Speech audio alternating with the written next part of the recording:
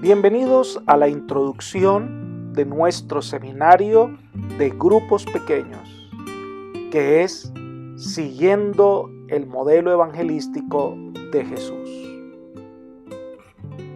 En esta primera parte vamos a mirar lo que es un grupo pequeño y cuáles son sus objetivos.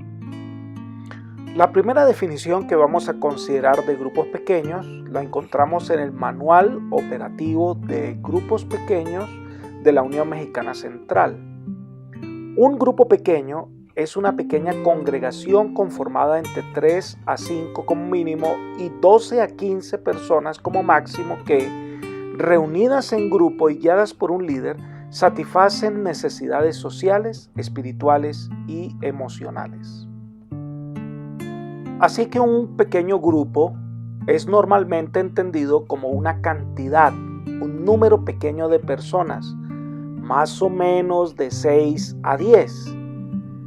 Para funcionar correctamente, un pequeño grupo debe ser más que un conjunto de individuos.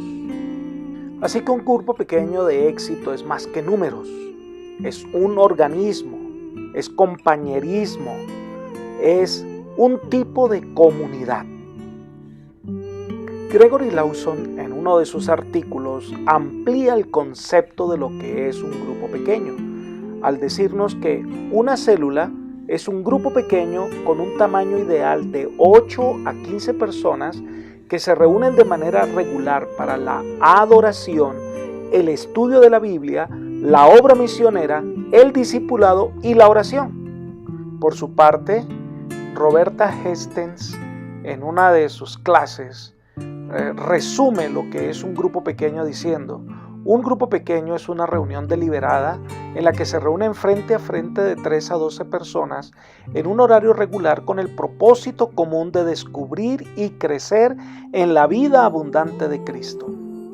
En su libro Grupos Pequeños para el Tiempo del Fin, el autor adventista Kurt Johnson propone una definición que va a recapitular todas las anteriores. Un grupo pequeño es una reunión deliberada y frente a frente de 3 a 12 personas que se reúnen en un horario regular con el propósito común de desarrollar relaciones, satisfacer las necesidades que sienten los miembros del grupo, crecer espiritualmente y trazar planes para llevar a otros a aceptar a Jesús como el Señor y Salvador de sus vidas. Para nuestro estudio, un pequeño grupo significa un pequeño número de personas que formaron un lazo dirigido al cumplimiento de un propósito. Por su parte, el Dr. Norton propone que estos grupos pequeños se llamen grupos pequeños holísticos, porque incluye todos los aspectos de la vida y misión de la iglesia: evangelismo, oración, visitación, mayordomía, ministerio juvenil, estudio, etc. Es decir, todos los aspectos que tienen que ver con la vida cristiana y con su misión en el mundo. Así que los grupos pequeños o células se componen de un grupo de personas que pueden llegar a ser máximo de 15, pero que tienen propósitos claros tanto en la edificación del grupo como en la expansión misionera. Con el objeto de entender un poco más, veamos lo que no es un grupo pequeño. En primer lugar, no es automático, no es un asunto que surja sin esfuerzo, por eso no se forma fácilmente. Hay falta de estabilidad en los miembros del grupo, en los líderes, lleva tiempo la capacitación, la formación, exige compromiso del líder, de la iglesia, de los miembros y requiere entonces mucho trabajo.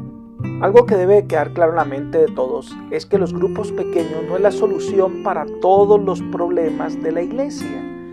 Ella tiene objetivos específicos para ayudar a los miembros, pero no pretendemos que organizamos el grupo pequeño y ya se acabaron los problemas de la iglesia. Es importante entender que los grupos pequeños no es un programa más de los que realizamos en la iglesia, sino que el grupo pequeño se convierte en la base misionera y de discipulado para que todos los miembros puedan participar de manera activa y puedan crecer en la fe.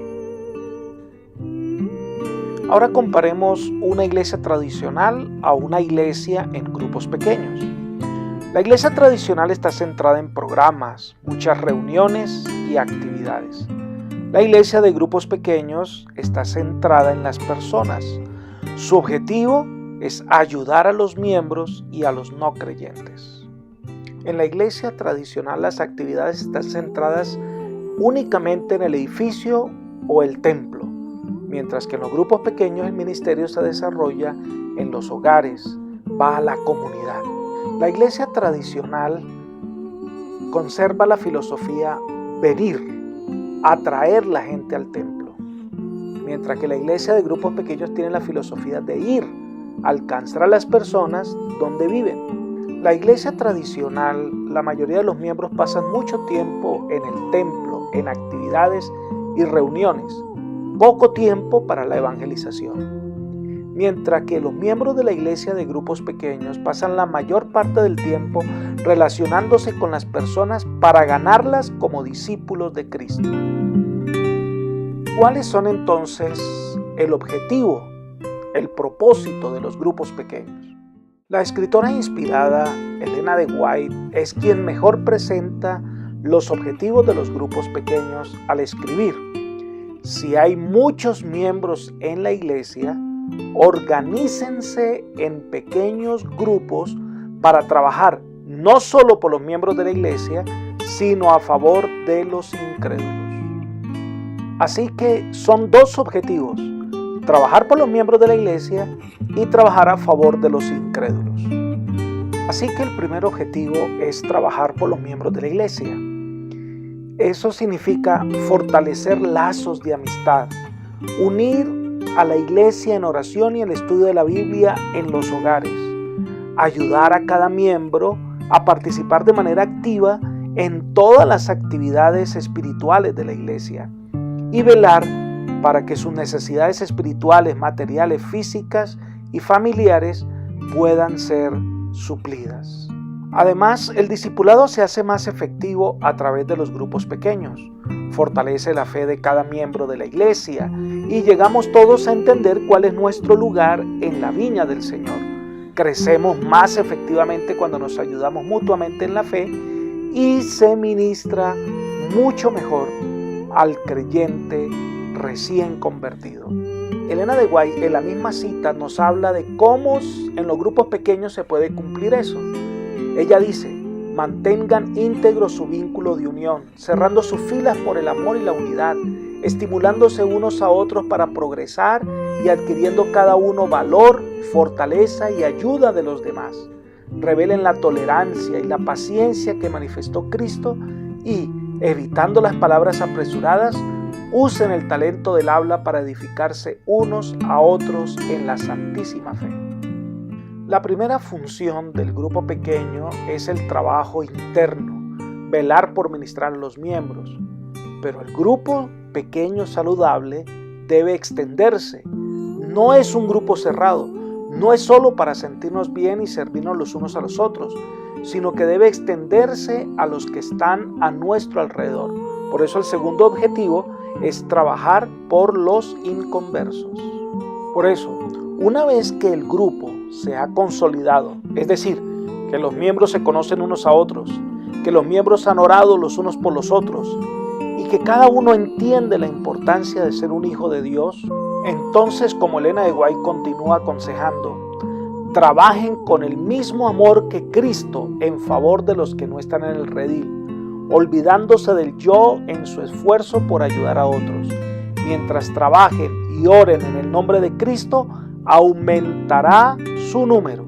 Veamos la manera en que el grupo pequeño se puede convertir en un grupo de salvación. Comencemos orando porque el Señor ponga amor por los perdidos en el corazón de cada uno de los miembros. Hacer que el centro del evangelismo no sea el programa, sino las personas. Y el líder ahora debe llevar a que cada miembro de iglesia identifique su campo misionero. ¿Cuál es su campo misionero? Familiares cercanos, amigos, vecinos, compañeros de trabajo y estudio por los cuales él puede orar y trabajar.